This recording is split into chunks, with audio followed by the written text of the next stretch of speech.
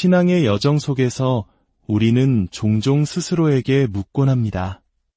나는 과연 올바른 길을 가고 있는가? 나의 믿음은 정말 하나님께서 기뻐하시는 믿음일까? 오늘 우리는 평생을 누구보다 신실하게 주님을 섬겨왔다고 자부했던 한 권사님의 충격적인 임사체험을 통해 우리 모두의 신앙을 깊이 되돌아보는 시간을 갖고자 합니다. 이 이야기는 단순한 기적이나 신비한 체험담이 아닙니다. 이것은 오늘을 살아가는 우리 모두에게 주시는 하나님의 준엄한 경고이자 동시에 돌이킬 기회를 주시는 무한한 은혜의 메시지입니다. 본격적인 이야기에 앞서 이 말씀이 하나님의 은혜로 다가오신다면 좋아요와 구독으로 저희와 함께해 주십시오. 당신의 작은 손길이 이 귀한 메시지를 더 많은 영혼에게 전하는 귀한 통로가 될 것입니다. 이 말씀을 듣고 전하는 모든 분들 위해 하나님의 크신 축복이 함께하기를 기도합니다. 자, 이제 이정희 권사님의 목소리로 그녀의 인생을 송두리째 바꾼 그날의 기록 속으로 들어가 보겠습니다. 안녕하세요. 저는 올해 62, 이정희라고 합니다. 평생을 교사로 일하며 두 아이를 키워냈고 정직하고 성실하게 살아왔다고 자부합니다. 그리고 그 무엇보다 저는 누구보다 신실한 하나님의 자녀라고 믿어왔습니다. 새벽 기도, 주일 예배, 수요 예배, 금요 철야까지 제 삶의 달력은 교회 중심으로 돌아갔습니다. 교회에서는 권사라는 직분을 맡아 주일학교 아이들을 가르쳤고 찬양대원으로서는 목소리 높여 하나님을 찬양했습니다. 제 나름대로는 정말 최선을 다한 인생이었습니다. 그래서일까요? 가끔은 이런 교만한 생각도 들었습니다. 내가 이 정도면 참 잘하고 있는 것 아닌가? 하나님 보시기에 부끄럽지 않은 삶이지라고요. 주일에만 겨우 교회에 나오는 성도들을 보면 안타까운 마음이 들었고 찬양대 연습에 빠지는 청년들을 보면 속으로 혀를 차기도 했습니다. 물론 겉으로 표현하진 않았지만 마음 깊은 곳에서는 저의 열심과 신실함을 스스로 대견하게 여기고 있었던 것 같습니다. 그날도 여느 때와 다르지 않은 평범한 하루였습니다. 은퇴 후 소일거리를 하시는 남편을 챙겨드리고 집안일을 마치고 성경을 읽고 기도하는 저의 익숙한 일상이었죠. 하지만 요즘 들어 몸이 예전 같지 않다는 생각은 들었습니다. 이유 없이 가슴이 두근거리고 쉽게 피곤해졌으며 밤에 깊은 잠을 이루지 못하는 날이 많아졌습니다. 그저 나이가 들어 그러려니 하고 대수롭지 않게 넘겼습니다. 그날 아침 남편이 무심코 던진 한마디가 유독 제 가슴에 날카롭게 박혔습니다. 당신도 이제 좀 쉬엄쉬엄 살아. 교회 일도 조금 줄이는 게 어때? 저는 애써 웃으며 괜찮다고 넘겼지만 속으로는 서운한 마음이 파도처럼 밀려왔습니다. 내가 얼마나 열심히 살아왔는데 당신이 내 신앙을 어떻게 안다고 그런 말을 쉽게 하나. 점심을 대충 챙겨 먹고 떨어져가는 혈압약을 타기 위해 동네 병원을 찾았습니다. 대기실은 유난히 사람들로 붐볐고 기다리는 동안 남편의 말이 다시 귓가에 맴돌았습니다. 억울함, 서운함, 그리고 나는 이렇게 희생하며 살아왔는데 하는 자기 연민이 뒤섞여 마음이 복잡했습니다. 바로 그 순간이었습니다. 갑자기 눈앞이 아찔해지며 형광등 불빛이 수천 개의 바늘처럼 저를 찔러왔습니다. 세상이 빙글빙글 돌기 시작했고 순식간에 다리에 힘이 풀리며 저는 그대로 바닥에 쓰러졌습니다. 의식이 사라지는 그 찰나의 느낌은 아직도 생생합니다. 제 몸이 끝없는 심연으로 꺼져 들어가는 듯한 감각, 그리고 모든 것이 칠흑 같은 어둠 속으로 빨려 들어가는 듯했습니다. 눈을 떴을 때 저는 어디인지 알 수 없는 캄캄한 공간에 홀로 떠 있었습니다. 몸은 느껴지지 않고 오직 의식만이 존재하는 기묘한 상태였습니다. 시간도 공간도 의미 없는 그 절대적인 어둠 속에서 저 멀리 한 줄기 빛이 보이기 시작했습니다.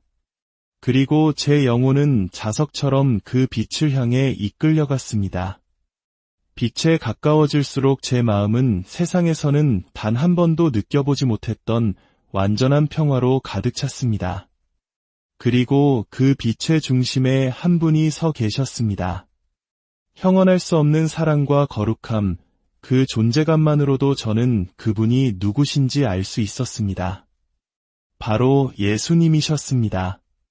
그분은 부드러우면서도 깊은 슬픔이 담긴 목소리로 제 이름을 부르셨습니다.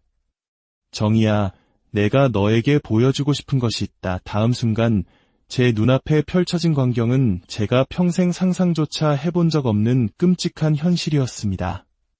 땅은 갈라져 있었고 그 틈새로 영원히 꺼지지 않을 듯한 불길이 타오르고 있었습니다. 그리고 그 불길 속에서 수많은 사람들이 고통에 몸부림치며 절규하고 있었습니다. 그곳이 지옥임을 직감하는 데는 오랜 시간이 걸리지 않았습니다. 많은 기독교인들이 지옥에 있다는 간증을 들었을 때 솔직히 저는 그것을 그저 사람들을 겁주기 위한 자극적인 이야기쯤으로 여겼습니다. 하지만 제 눈앞에 펼쳐진 것은 비유나 상징이 아닌 끔찍하고도 생생한 현실이었습니다. 그런데 저를 더욱 경악하게 만든 것은 그 고통받는 군중 속에서 제가 너무나도 잘 아는 얼굴들을 발견했기 때문입니다. 우리 교회에서 누구보다 해박한 지식으로 성경 공부를 인도하시던 집사님, 매주 아름다운 찬양으로 성도들의 마음에 은혜를 끼치던 성가대 자매님, 그리고 한때 제가 가장 존경했던 늘 겸손을 설교하시던 원로 목사님까지, 그분들이 모두 그곳에서 끝없는 고통 속에 비명을 지르고 있었습니다. 저는 온몸이 얼어붙는 듯한 충격 속에서 예수님께 울부짖었습니다. 주님, 왜입니까? 왜 이분들이 여기에 있는 것입니까? 이분들은 평생을 주님을 위해 헌신했던 분들입니다. 그 누구보다 열심히 섬기고 기도하고 예배드렸던 분들이란 말입니다. 예수님은 깊은 슬픔이 어린 눈으로 저를 바라보시며 조용히 말씀하셨습니다. 그들은 입술로는 나를 믿는다고 고백했지만 그들의 마음은 교만으로 가득 차 있었다. 그 한마디가 제 심장을 꿰뚫었습니다. 교만이라니요. 그 누구보다 겸손을 외치던 분들이었는데요. 제가 이해할 수 없다는 표정을 짓자 예수님은 그분들의 삶의 장면들을 제 눈앞에 마치 영화처럼 펼쳐 보여주셨습니다. 놀랍게도 그들의 겉모습뿐만 아니라 가장 은밀한 생각과 감정까지도 하나하나 보였습니다. 성경 공부를 인도하던 집사님은 자신의 지식을 뽐내며 자신보다 성경을 모르는 이들을 마음속으로 은근히 무시하고 판단하고 있었습니다. 아름다운 목소리로 찬양하던 자매님은 자신에게 상처 준 사람을 용서하지 못한 채 미움과 분노를 가슴에 품고 찬양의 제단에 섰습니다. 겸손을 설교하던 목사님은 어느 순간부터 성도들의 칭찬과 존경을 즐기며 자신이 누구보다 영적으로 성숙하다는 자기위에 빠져 있었습니다. 그뿐만이 아니었습니다. 그들은 모두 교회에서 인정받고 싶어 했고 다른 사람보다 더 헌신하는 자신의 모습을 자랑스럽게 여겼습니다. 누군가의 부족한 모습이 보이면 그것을 긍휼히 여기기보다 마음속으로 정죄하며 그것을 영적 분별이라는 이름으로 정당화했습니다. 예수님께서는 그들의 마음 가장 깊은 곳, 그 누구에게도 들키지 않았던 그 중심을 정확히 알고 계셨고 그 안에 뱀처럼 또아리를 틀고 있던 교만을 남김없이 드러내셨습니다. 그리고 저는 그들의 모습 속에서 너무나도 선명하게 제 자신의 모습을 발견하고 말았습니다. 나도 그랬지. 나도 똑같았지. 주일 예배에만 나오는 사람들을 보며 안타깝다고 여겼던 저의 마음. 새벽 기도를 빠지지 않는 제 자신을 보며 남몰래 흐뭇해하던 교만. 성경을 읽고 기도하며 은근히 스스로를 대견하게 여겼던 자기만족. 때로는 주님의 이름으로 행했던 저의 모든 섬김과 헌신조차 진정한 사랑과 순종이 아닌 종교적 책임감과 스스로의 의로움을 증명하기 위한 행위가 아니었던가. 그 모든 순간들이 파노라마처럼 스쳐 지나가며 저는 깨달았습니다. 제가 드렸던 수많은 예배와 기도가 실은 하나님이 아닌 나 자신이라는 우상에게 바친 제사였을 수도 있다는 끔찍한 진실을 말입니다. 예수님께서 제게 말씀하셨습니다. 정의야, 교만은 가장 무서운 죄다. 겉모습이 아무리 거룩해 보여도 그 마음이 나를 의지하지 않고 자기유로 가득 차 있다면 그는 결코 나와 함께할 수 없다. 그 말씀 앞에 저는 아무런 변명도 할 수 없었습니다. 부끄러움과 두려움에 그저 고개를 떨굴 수밖에 없었습니다. 평생 쌓아 올렸다고 믿었던 저의 신앙이 한순간에 모래성처럼 무너져 내리는 순간이었습니다. 그때 예수님께서 제 손을 꼭 잡아주셨습니다. 그 따뜻하고 부드러운 손길 속에서 제 안에 돌처럼 단단하게 굳어있던 무언가가 서서히 녹아내리기 시작했습니다. 그리고 저는 깨달았습니다. 이것은 단지 지옥에 간 어느 누군가의 이야기가 아니라 바로 저 자신의 이야기이며 어쩌면 지금 이 순간 이야기를 듣고 있는 바로 당신의 이야기일 수도 있다는 것을요. 지옥의 끔찍한 광경을 뒤로하고 예수님은 저를 다시 그분의 빛 가운데로 이끄셨습니다. 고통과 절망의 어둠은 사라졌지만 제 마음은 여전히 납덩이처럼 무거웠습니다. 방금 전 마주했던 진실이 제 영혼을 송두리째 뒤흔들고 있었기 때문입니다. 예수님은 아무 말 없이 저를 그저 바라보고 계셨습니다. 그 시선에는 꾸짖음이나 책망이 없었습니다. 오히려 오랫동안 탕자가 돌아오기를 기다려온 아버지의 눈빛, 그 깊은 사랑과 안타까움이 담겨 있었습니다. 그 눈빛을 마주하는 순간 제 안에 억눌려 있던 모든 감정이 눈물과 함께 터져나왔습니다. 잘못했습니다. 주님, 잘못했습니다. 저는 제대로 믿고 있다고 착각했지만 결국 저는 하나님이 아닌 저 자신을 믿고 있었습니다. 저는 그 자리에서 명확히 깨달았습니다. 하나님 앞에서 중요한 것은 내가 무슨 일을 얼마나 많이 했는가가 아니라 어떤 마음의 동기로 그 일을 했는가라는 사실을요. 주님의 이름을 빌려 교회를 섬기고 헌신했더라도 그 안에 나를 드러내고 인정받고자 하는 미세한 의도가 단 하나라도 섞여 있었다면 그것은 하나님을 섬긴 것이 아니라 오히려 하나님과 나 자신을 속이는 기만행위였습니다. 주님의 영광이 아닌 나의 영광을 추구했던 그 모든 순간들이 바로 제가 회개해야 할 죄의 본질이었던 것입니다. 예수님은 다정하게 제 손을 잡아주시며 말씀하셨습니다.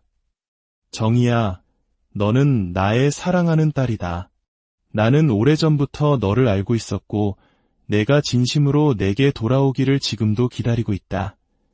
그 말씀은 따뜻한 위로였지만 동시에 서늘한 경고처럼 들렸습니다. 나는 내가 행한 모든 것을 기억한다. 나는 너의 행동이 아닌 너의 중심을 보고 있다. 라는 메시지였습니다. 예수님은 다시 말씀하셨습니다. 회개란 단순히 눈물 흘리며 죄를 고백하는 행위가 아니다. 진정한 회개란 너의 삶의 주인의 자리에서 내려와 그 자리를 다시 나에게 내어드리는 것이다. 너의 삶의 주도권을 온전히 나에게 넘기는 것이다. 그 말씀이 제 심장을 깊이 찔렀습니다. 그렇습니다.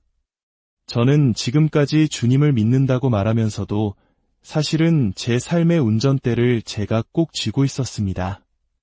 제 생각, 제 감정, 제 판단을 항상 앞세웠고 주님은 그저 제 인생의 계획을 도와주시는 조력자처럼 여길 때가 많았습니다. 주님의 뜻보다 내 뜻을 먼저 따르려 했던 마음, 그것이야말로 제가 회개해야 할 가장 근본적인 죄였습니다. 그 순간 제 안에서 깊은 결단이 일어났습니다. 주님, 이제 제 삶의 주도권을 온전히 주님께 내려놓겠습니다. 제가 주인이 아니었음을 이제야 분명히 깨달았습니다. 오직 주님만이 나의 참된 주인이십니다. 저를 다스려 주시고 저를 이끌어 주십시오. 저의 생각도, 감정도, 행동도 모두 주님의 뜻에 따라 살아가겠습니다. 지옥은 끔찍한 형벌의 장소이기 이전에 내가 나의 주인 되어 살아간 삶이 마주하게 될 필연적인 종착지였습니다. 그리고 회개란 감정의 문제가 아니라 삶의 중심을 하나님께로 되돌려드리는 철저한 방향 전환이었습니다. 혹시 지금 이야기를 들으며 마음에 찔림이 있으십니까? 그렇다면 그것은 주님께서 당신을 사랑으로 부르고 계신 신호입니다. 주님은 지금도 우리의 마음 중심을 보고 계십니다. 그분이 아닌 내가 주인이 된 삶을 살고 있다면 바로 지금이 회개할 때입니다. 더 늦기 전에 돌이켜야 합니다. 그 결단이 제 마음속 깊이 내려앉자 제 영혼은 이전과는 전혀 다른 평안과 자유를 느꼈습니다. 억지로 애쓰던 숨이 탁 트이는 것 같았습니다. 주님께서 저를 향해 따뜻하게 미소 지으셨고 그 미소는 세상 모든 것을 다 가진 것 같은 충만함으로 저를 감쌌습니다. 저는 비로소 진짜 신앙의 출발점에 서게 된 것이었습니다. 예수님은 제게 다시 말씀하셨습니다. 이제 돌아가거라. 내가 너에게 보여준 이것들을 너 혼자만 간직하지 마라. 너를 통해 내가 세상에 전하고 싶은 마음이 있다. 그 후 저는 주님의 인도하심으로 다시 삶의 자리로 돌아왔습니다. 눈을 떠보니 병실이었고 제 곁에는 눈물 흘리는 가족들이 저를 지키고 있었습니다. 주님께서 제게 다시 한번 기회를 주셨다는 사실이 너무나도 분명했기에 감사의 눈물이 멈추지 않았습니다. 제가 깨어나 가장 먼저 한 일은 가족들에게 진심으로 사랑한다고 말하는 것이었습니다. 늘 바쁘다는 핑계로 익숙하다는 이유로 당연하게 여겼던 그 사랑의 표현을 마음을 다해 전했습니다. 그날 이후 저의 삶은 이전과 완전히 달라졌습니다. 사소한 일에도 짜증내던 습관을 고치기 위해 말을 내뱉기 전 먼저 주님이라면 어떻게 하실까? 묻기 시작했습니다. 하루를 시작할 때마다 말씀을 묵상하며 오늘 나의 만남과 대화 속에서 어떻게 주님의 성품이 드러나기를 원하시는지 기도했습니다. 시장에서 만나는 상인에게 건네는 따뜻한 인사 한마디, 마을회관 어르신들과 나누는 대화 속에서 주님의 향기가 묻어나기를 소망했습니다. 작은 불편을 기꺼이 감수하고 먼저 양보하고 말을 아끼고 침묵을 선택하는 그 모든 순간들이 저에게는 새로운 예배의 자리가 되었습니다. 교회 안에서는 더욱 조심스러워졌습니다. 어떤 일을 맡든지 제 이름이 드러나기보다 주님의 이름만이 높아지기를 기도하며 섬겼습니다. 예전에는 작은 일을 하고도 남들이 알아주기를 바랐지만 이제는 아무도 몰라주어도 괜찮았습니다. 오직 주님 한 분만이 보고 계신다면 그것으로 충분했습니다. 신앙의 본질도 달라졌습니다. 예배는 형식이 아닌 주님과의 만남이 되었고 말씀은 지식이 아닌 생명이 되었으며 기도는 의무가 아닌 호흡이 되었습니다. 이제 저는 분명히 압니다. 진정한 회개란 일회성 이벤트가 아니라 날마다 새롭게 나의 주권을 주님께 내어드리며 살아가는 삶의 방향이라는 것을요. 매일 아침 눈을 뜨는 순간 저는 다시 한번 주님 앞에 제 마음을 내려놓습니다. 주님, 오늘도 제 뜻이 아닌 당신의 뜻대로 살게 해주세요. 오늘도 제가 높아지는 것이 아니라 먼저 낮아지게 해주세요. 오늘도 주님의 성품을 닮아가게 해주세요. 놀랍게도 그렇게 주님과 함께 걷는 삶은 결코 고되고 힘든 짐이 아니었습니다. 오히려 그 길 위에서 저는 날마다 새로운 힘과 기쁨을 얻습니다. 고통이 사라진 것이 아니라 고통을 이겨낼 수 있는 은혜를 부어주시는 것입니다. 이것이 주님께서 저에게 주신 두 번째 삶의 선물이었습니다. 이 간증을 듣는 사랑하는 여러분, 주님은 우리의 행위에 많고 적음을 보시는 것이 아니라 우리 마음의 중심에 누가 앉아 있는지를 보고 계십니다. 우리의 열심이 나의 의로움을 증명하는 도구가 되고 있지는 않습니까? 우리의 섬김이 주님의 영광이 아닌 나의 만족을 위한 것이 되고 있지는 않습니까? 저의 이 부족한 고백이 오늘 당신의 삶의 주인을 다시 한번 점검하고 온전히 하나님께로 돌이키는 은혜의 통로가 되기를 간절히 기도합니다. 주님의 이름으로 여러분 모두를 신앙의 여정 속에서 우리는 종종 스스로에게 묻곤 합니다. 나는 과연 올바른 길을 가고 있는가? 나의 믿음은 정말 하나님께서 기뻐하시는 믿음일까? 오늘 우리는 평생을 누구보다 신실하게 주님을 섬겨왔다고 자부했던 한 권사님의 충격적인 임사체험을 통해 우리 모두의 신앙을 깊이 되돌아보는 시간을 갖고자 합니다. 이 이야기는 단순한 기적이나 신비한 체험담이 아닙니다. 이것은 오늘을 살아가는 우리 모두에게 주시는 하나님의 준엄한 경고이자 동시에 돌이킬 기회를 주시는 무한한 은혜의 메시지입니다. 본격적인 이야기에 앞서 이 말씀이 하나님의 은혜로 다가오신다면 좋아요와 구독으로 저희와 함께해 주십시오. 당신의 작은 손길이 이 귀한 메시지를 더 많은 영혼에게 전하는 귀한 통로가 될 것입니다. 이 말씀을 듣고 전하는 모든 분들 위해 하나님의 크신 축복이 함께하기를 기도합니다. 자, 이제 이정희 권사님의 목소리로 그녀의 인생을 송두리째 바꾼 그날의 기록 속으로 들어가 보겠습니다. 안녕하세요.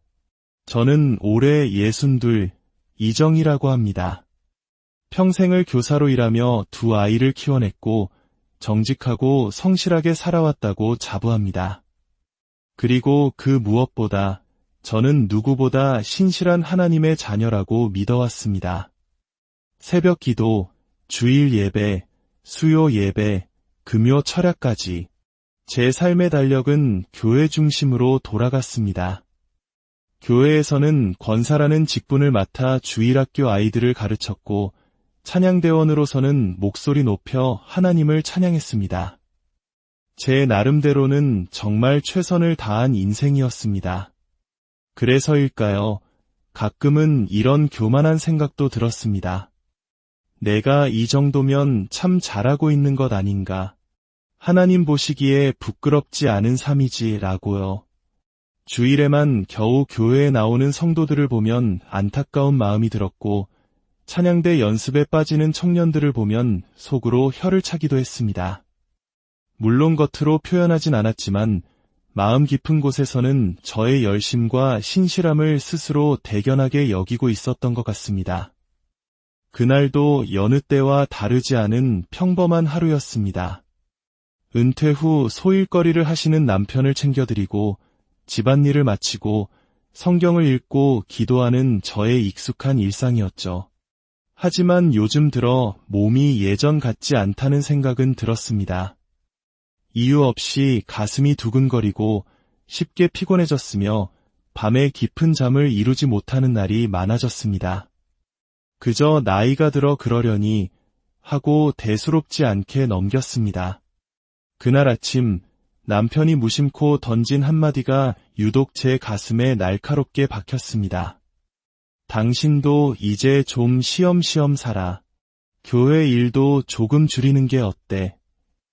저는 애써 웃으며 괜찮다고 넘겼지만 속으로는 서운한 마음이 파도처럼 밀려왔습니다. 내가 얼마나 열심히 살아왔는데 당신이 내 신앙을 어떻게 안다고 그런 말을 쉽게 하나. 점심을 대충 챙겨 먹고 떨어져가는 혈압약을 타기 위해 동네 병원을 찾았습니다. 대기실은 유난히 사람들로 붐볐고 기다리는 동안 남편의 말이 다시 귓가에 맴돌았습니다. 억울함, 서운함, 그리고 나는 이렇게 희생하며 살아왔는데 하는 자기 연민이 뒤섞여 마음이 복잡했습니다.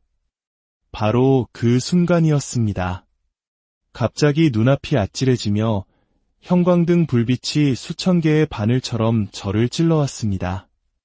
세상이 빙글빙글 돌기 시작했고 순식간에 다리에 힘이 풀리며 저는 그대로 바닥에 쓰러졌습니다.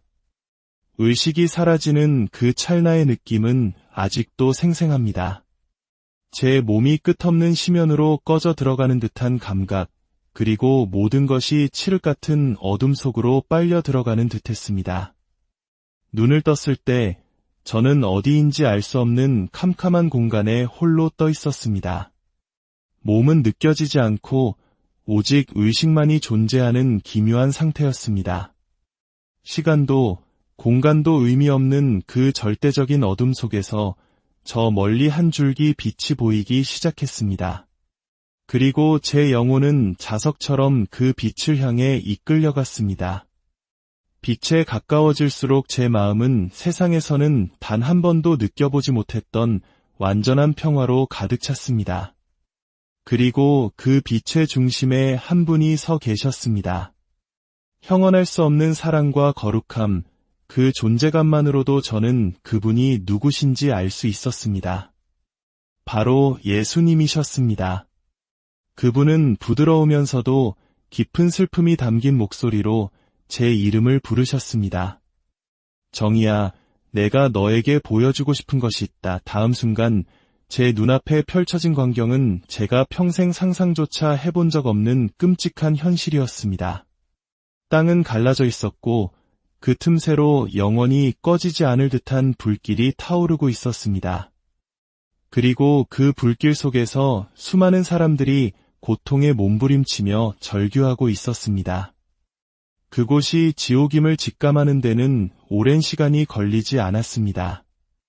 많은 기독교인들이 지옥에 있다는 간증을 들었을 때 솔직히 저는 그것을 그저 사람들을 겁주기 위한 자극적인 이야기쯤으로 여겼습니다.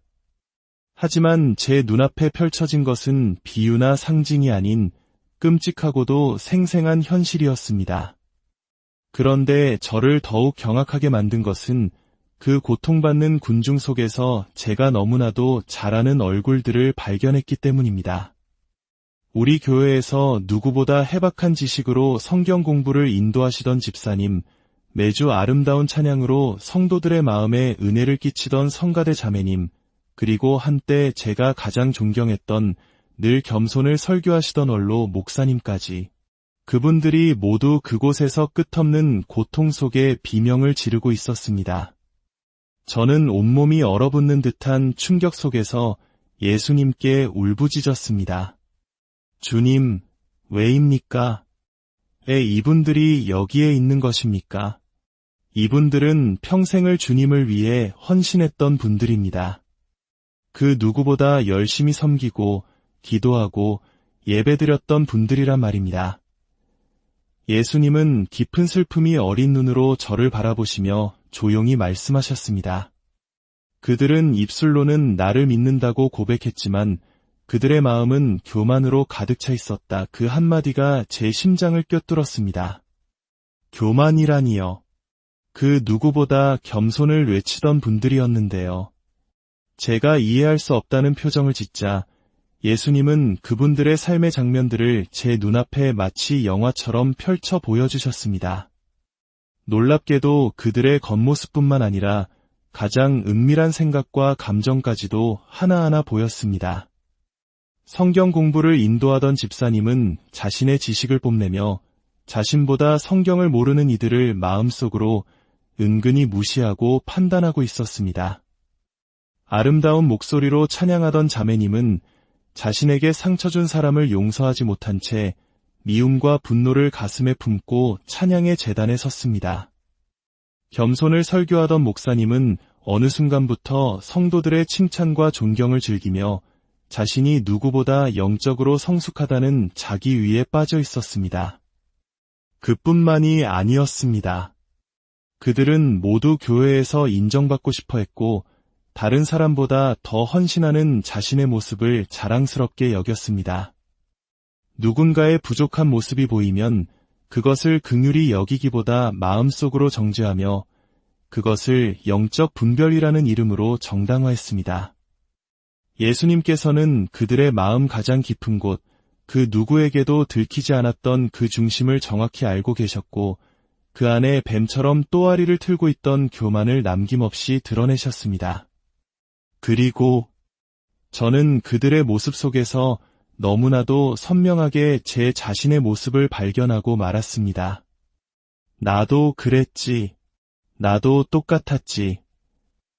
주일 예배에만 나오는 사람들을 보며 안타깝다고 여겼던 저의 마음, 새벽 기도를 빠지지 않는 제 자신을 보며 남몰래 흐뭇해하던 교만, 성경을 읽고 기도하며 은근히 스스로를 대견하게 여겼던 자기만족, 때로는 주님의 이름으로 행했던 저의 모든 섬김과 헌신조차 진정한 사랑과 순종이 아닌 종교적 책임감과 스스로의 의로움을 증명하기 위한 행위가 아니었던가. 그 모든 순간들이 파노라마처럼 스쳐 지나가며 저는 깨달았습니다. 제가 드렸던 수많은 예배와 기도가 실은 하나님이 아닌 나 자신이라는 우상에게 바친 제사였을 수도 있다는 끔찍한 진실을 말입니다. 예수님께서 제게 말씀하셨습니다. 정의야, 교만은 가장 무서운 죄다.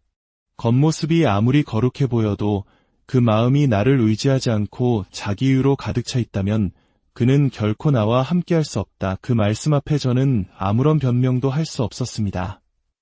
부끄러움과 두려움에 그저 고개를 떨굴 수밖에 없었습니다.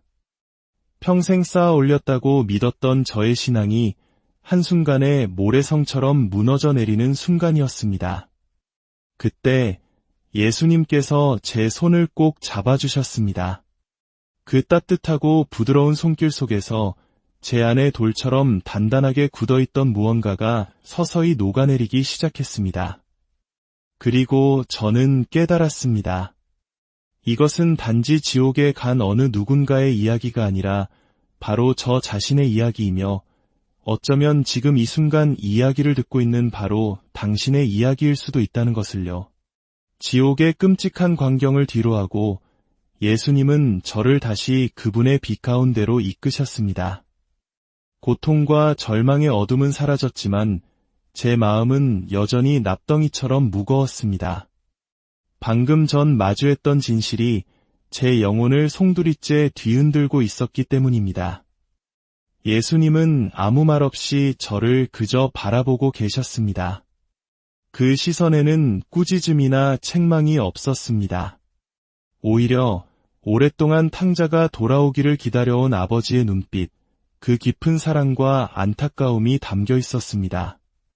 그 눈빛을 마주하는 순간 제 안에 억눌려 있던 모든 감정이 눈물과 함께 터져나왔습니다. 잘못했습니다. 주님, 잘못했습니다. 저는 제대로 믿고 있다고 착각했지만 결국 저는 하나님이 아닌 저 자신을 믿고 있었습니다. 저는 그 자리에서 명확히 깨달았습니다. 하나님 앞에서 중요한 것은 내가 무슨 일을 얼마나 많이 했는가가 아니라 어떤 마음의 동기로 그 일을 했는가라는 사실을요.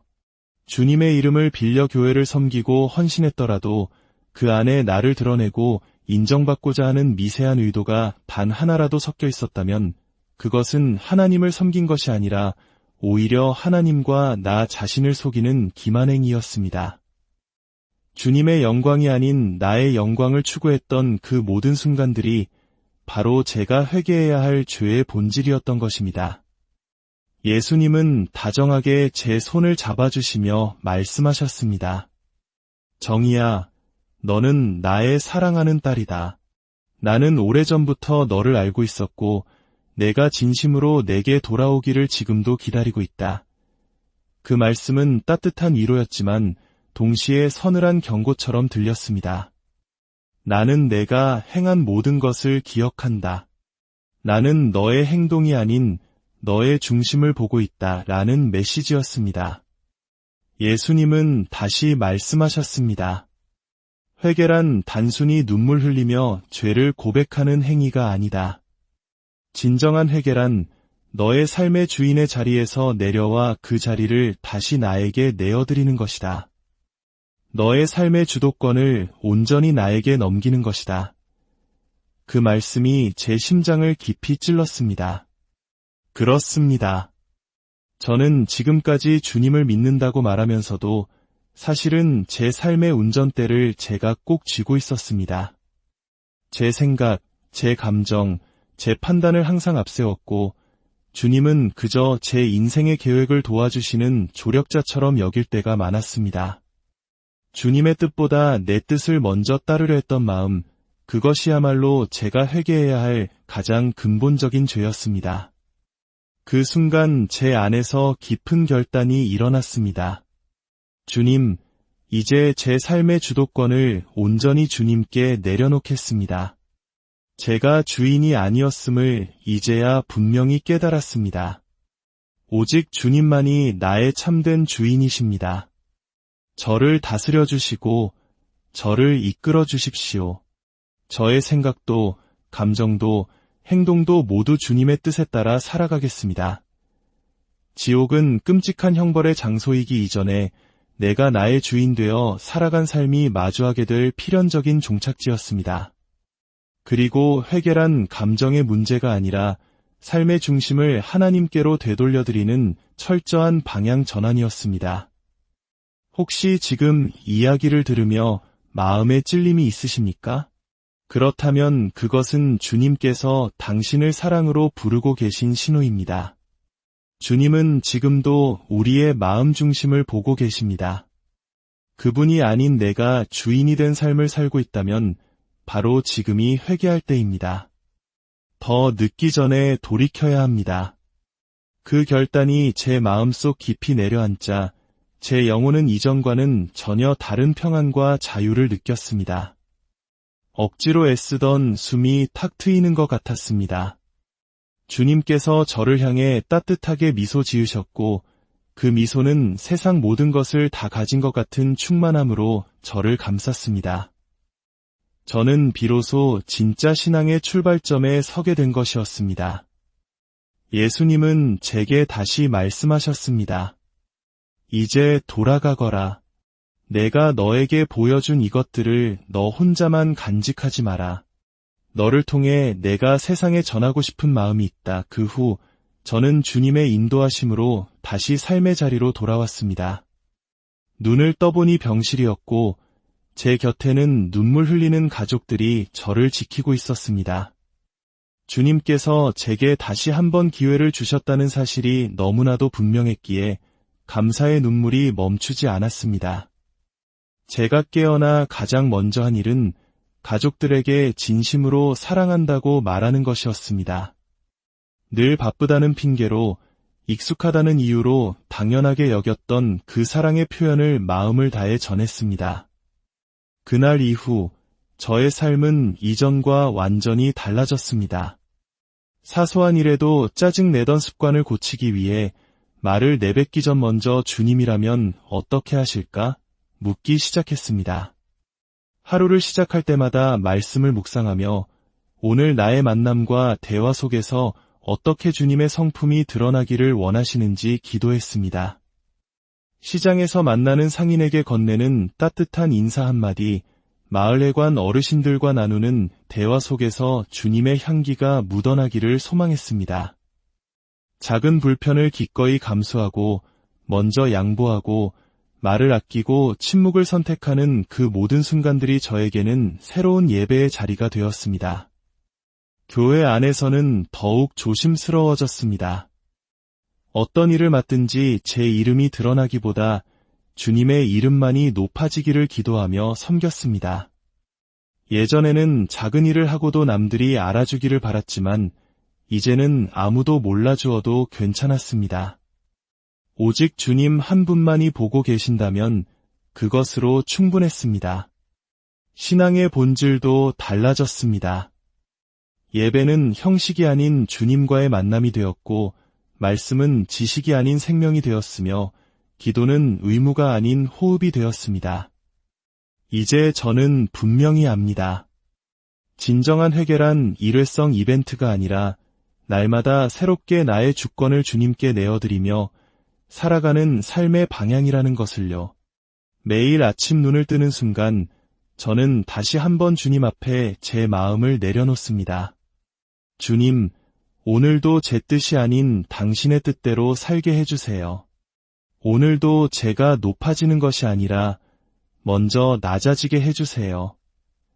오늘도 주님의 성품을 닮아가게 해주세요.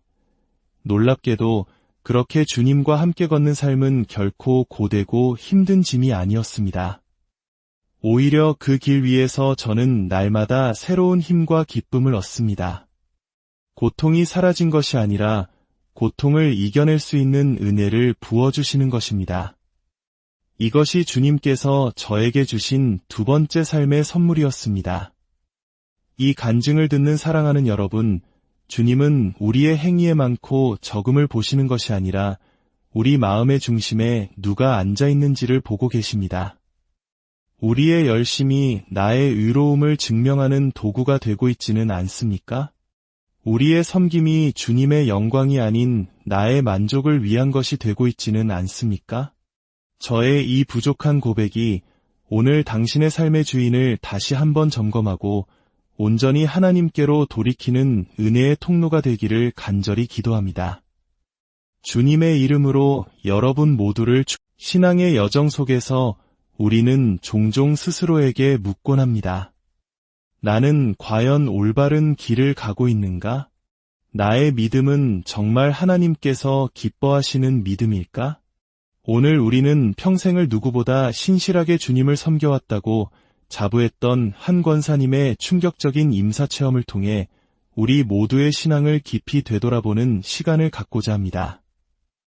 이 이야기는 단순한 기적이나 신비한 체험담이 아닙니다. 이것은 오늘을 살아가는 우리 모두에게 주시는 하나님의 준엄한 경고이자 동시에 돌이킬 기회를 주시는 무한한 은혜의 메시지입니다. 본격적인 이야기에 앞서 이 말씀이 하나님의 은혜로 다가오신다면 좋아요와 구독으로 저희와 함께해 주십시오. 당신의 작은 손길이 이 귀한 메시지를 더 많은 영혼에게 전하는 귀한 통로가 될 것입니다. 이 말씀을 듣고 전하는 모든 분들 위해 하나님의 크신 축복이 함께하기를 기도합니다. 자, 이제 이정희 권사님의 목소리로 그녀의 인생을 송두리째 바꾼 그날의 기록 속으로 들어가 보겠습니다. 안녕하세요. 저는 올해 62, 이정희라고 합니다. 평생을 교사로 일하며 두 아이를 키워냈고 정직하고 성실하게 살아왔다고 자부합니다. 그리고 그 무엇보다 저는 누구보다 신실한 하나님의 자녀라고 믿어왔습니다. 새벽 기도, 주일 예배, 수요 예배, 금요 철야까지 제 삶의 달력은 교회 중심으로 돌아갔습니다. 교회에서는 권사라는 직분을 맡아 주일학교 아이들을 가르쳤고 찬양대원으로서는 목소리 높여 하나님을 찬양했습니다. 제 나름대로는 정말 최선을 다한 인생이었습니다. 그래서일까요? 가끔은 이런 교만한 생각도 들었습니다. 내가 이 정도면 참 잘하고 있는 것 아닌가. 하나님 보시기에 부끄럽지 않은 삶이지라고요. 주일에만 겨우 교회에 나오는 성도들을 보면 안타까운 마음이 들었고 찬양대 연습에 빠지는 청년들을 보면 속으로 혀를 차기도 했습니다. 물론 겉으로 표현하진 않았지만 마음 깊은 곳에서는 저의 열심과 신실함을 스스로 대견하게 여기고 있었던 것 같습니다. 그날도 여느 때와 다르지 않은 평범한 하루였습니다. 은퇴 후 소일거리를 하시는 남편을 챙겨드리고 집안일을 마치고 성경을 읽고 기도하는 저의 익숙한 일상이었죠. 하지만 요즘 들어 몸이 예전 같지 않다는 생각은 들었습니다. 이유 없이 가슴이 두근거리고 쉽게 피곤해졌으며 밤에 깊은 잠을 이루지 못하는 날이 많아졌습니다. 그저 나이가 들어 그러려니 하고 대수롭지 않게 넘겼습니다.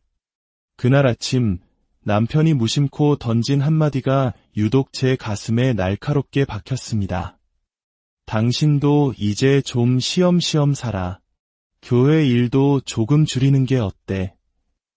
저는 애써 웃으며 괜찮다고 넘겼지만 속으로는 서운한 마음이 파도처럼 밀려왔습니다. 내가 얼마나 열심히 살아왔는데 당신이 내 신앙을 어떻게 안다고 그런 말을 쉽게 하나. 점심을 대충 챙겨 먹고 떨어져가는 혈압약을 타기 위해 동네 병원을 찾았습니다. 대기실은 유난히 사람들로 붐볐고 기다리는 동안 남편의 말이 다시 귓가에 맴돌았습니다.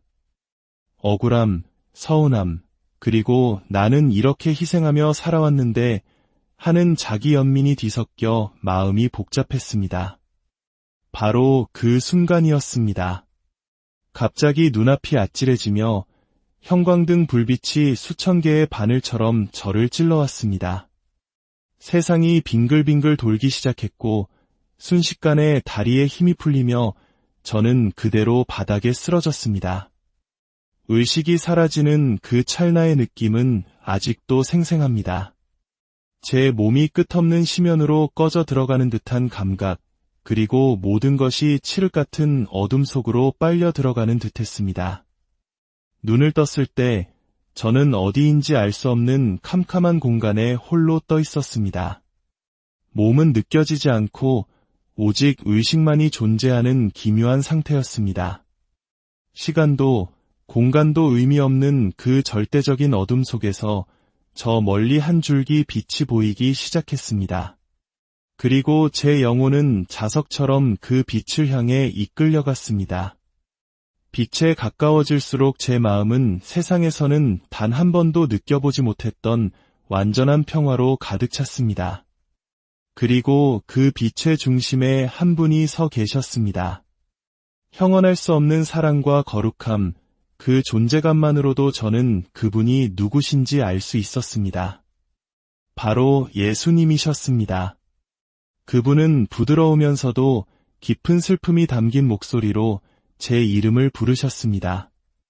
정희야, 내가 너에게 보여주고 싶은 것이 있다. 다음 순간 제 눈앞에 펼쳐진 광경은 제가 평생 상상조차 해본 적 없는 끔찍한 현실이었습니다. 땅은 갈라져 있었고 그 틈새로 영원히 꺼지지 않을 듯한 불길이 타오르고 있었습니다. 그리고 그 불길 속에서 수많은 사람들이 고통에 몸부림치며 절규하고 있었습니다. 그곳이 지옥임을 직감하는 데는 오랜 시간이 걸리지 않았습니다. 많은 기독교인들이 지옥에 있다는 간증을 들었을 때 솔직히 저는 그것을 그저 사람들을 겁주기 위한 자극적인 이야기쯤으로 여겼습니다.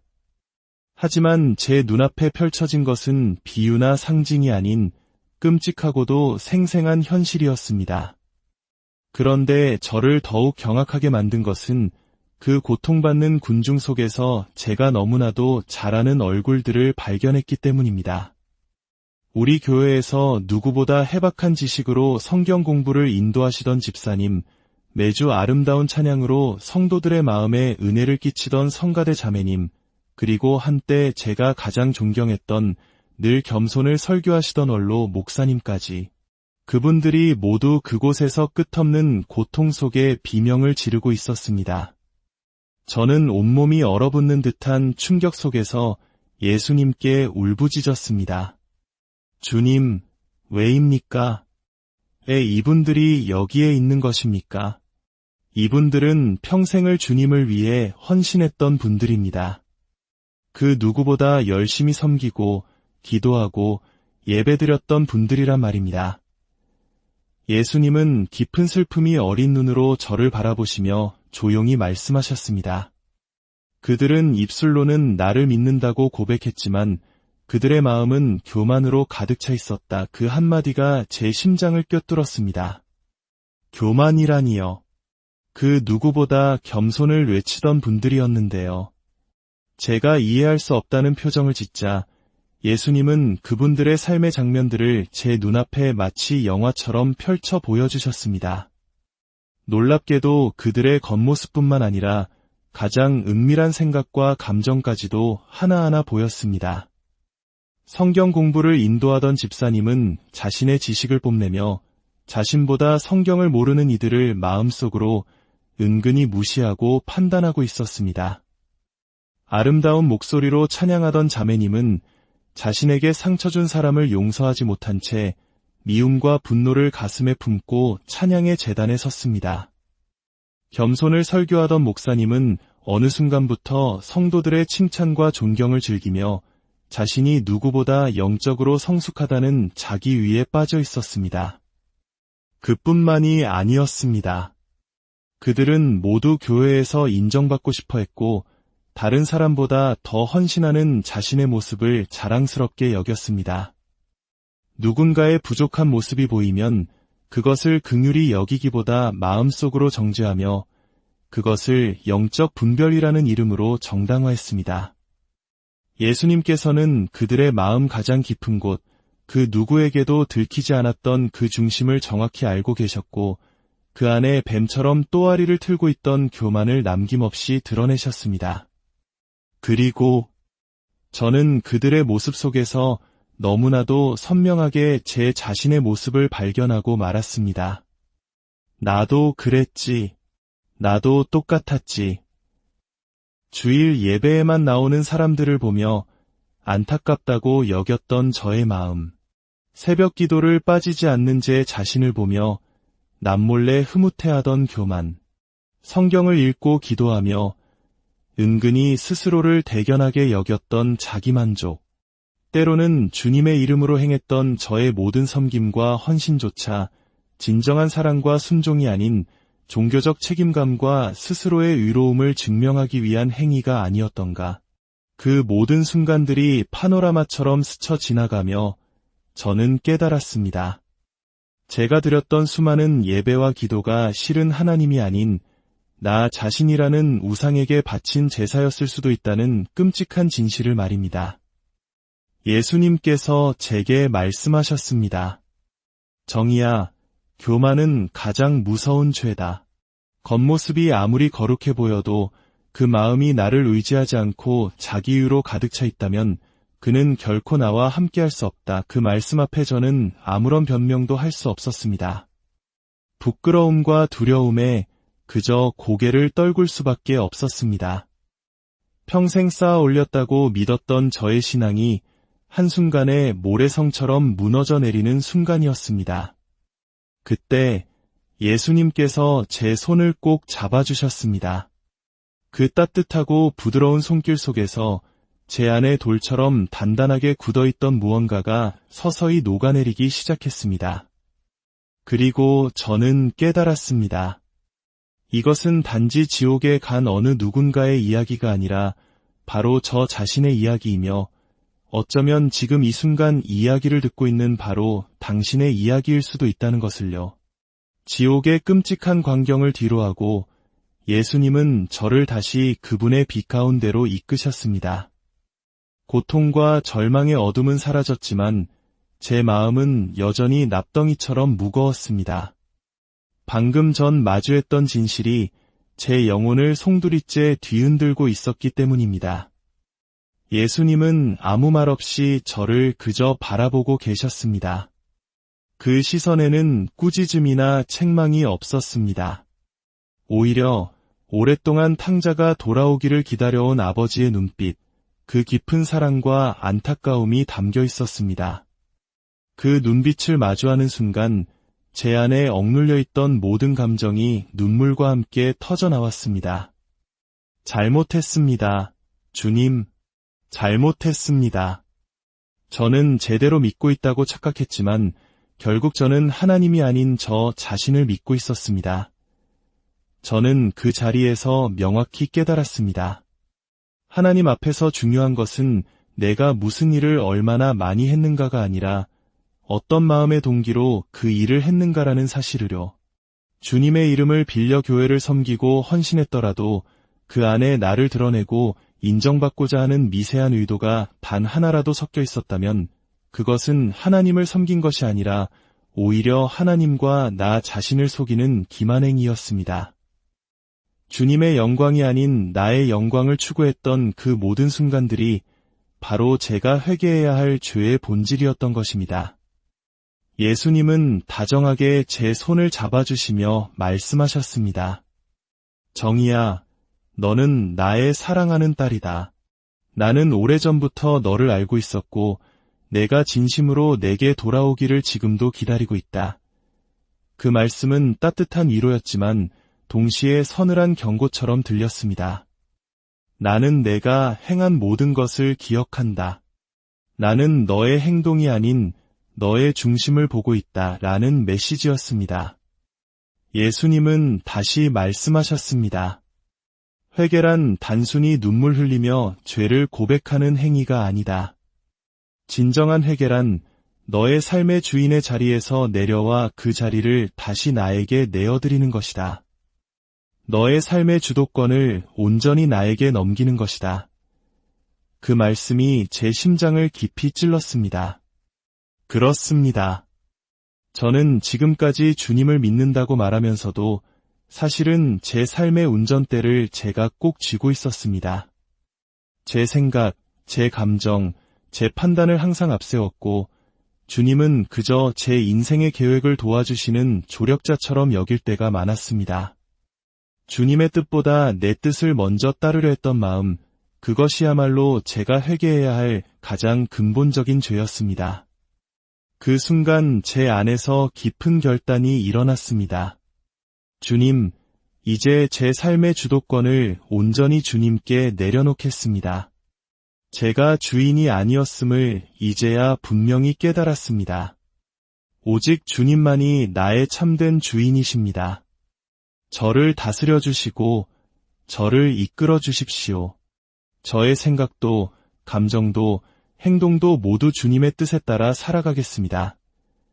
지옥은 끔찍한 형벌의 장소이기 이전에 내가 나의 주인 되어 살아간 삶이 마주하게 될 필연적인 종착지였습니다. 그리고 회개란 감정의 문제가 아니라 삶의 중심을 하나님께로 되돌려드리는 철저한 방향 전환이었습니다. 혹시 지금 이야기를 들으며 마음에 찔림이 있으십니까? 그렇다면 그것은 주님께서 당신을 사랑으로 부르고 계신 신호입니다. 주님은 지금도 우리의 마음 중심을 보고 계십니다. 그분이 아닌 내가 주인이 된 삶을 살고 있다면 바로 지금이 회개할 때입니다. 더 늦기 전에 돌이켜야 합니다. 그 결단이 제 마음속 깊이 내려앉자 제 영혼은 이전과는 전혀 다른 평안과 자유를 느꼈습니다. 억지로 애쓰던 숨이 탁 트이는 것 같았습니다. 주님께서 저를 향해 따뜻하게 미소 지으셨고 그 미소는 세상 모든 것을 다 가진 것 같은 충만함으로 저를 감쌌습니다. 저는 비로소 진짜 신앙의 출발점에 서게 된 것이었습니다. 예수님은 제게 다시 말씀하셨습니다. 이제 돌아가거라. 내가 너에게 보여준 이것들을 너 혼자만 간직하지 마라. 너를 통해 내가 세상에 전하고 싶은 마음이 있다. 그 후 저는 주님의 인도하심으로 다시 삶의 자리로 돌아왔습니다. 눈을 떠보니 병실이었고 제 곁에는 눈물 흘리는 가족들이 저를 지키고 있었습니다. 주님께서 제게 다시 한번 기회를 주셨다는 사실이 너무나도 분명했기에 감사의 눈물이 멈추지 않았습니다. 제가 깨어나 가장 먼저 한 일은 가족들에게 진심으로 사랑한다고 말하는 것이었습니다. 늘 바쁘다는 핑계로 익숙하다는 이유로 당연하게 여겼던 그 사랑의 표현을 마음을 다해 전했습니다. 그날 이후 저의 삶은 이전과 완전히 달라졌습니다. 사소한 일에도 짜증내던 습관을 고치기 위해 말을 내뱉기 전 먼저 주님이라면 어떻게 하실까? 묻기 시작했습니다. 하루를 시작할 때마다 말씀을 묵상하며 오늘 나의 만남과 대화 속에서 어떻게 주님의 성품이 드러나기를 원하시는지 기도했습니다. 시장에서 만나는 상인에게 건네는 따뜻한 인사 한마디, 마을회관 어르신들과 나누는 대화 속에서 주님의 향기가 묻어나기를 소망했습니다. 작은 불편을 기꺼이 감수하고 먼저 양보하고 말을 아끼고 침묵을 선택하는 그 모든 순간들이 저에게는 새로운 예배의 자리가 되었습니다. 교회 안에서는 더욱 조심스러워졌습니다. 어떤 일을 맡든지 제 이름이 드러나기보다 주님의 이름만이 높아지기를 기도하며 섬겼습니다. 예전에는 작은 일을 하고도 남들이 알아주기를 바랐지만 이제는 아무도 몰라주어도 괜찮았습니다. 오직 주님 한 분만이 보고 계신다면 그것으로 충분했습니다. 신앙의 본질도 달라졌습니다. 예배는 형식이 아닌 주님과의 만남이 되었고, 말씀은 지식이 아닌 생명이 되었으며, 기도는 의무가 아닌 호흡이 되었습니다. 이제 저는 분명히 압니다. 진정한 회개란 일회성 이벤트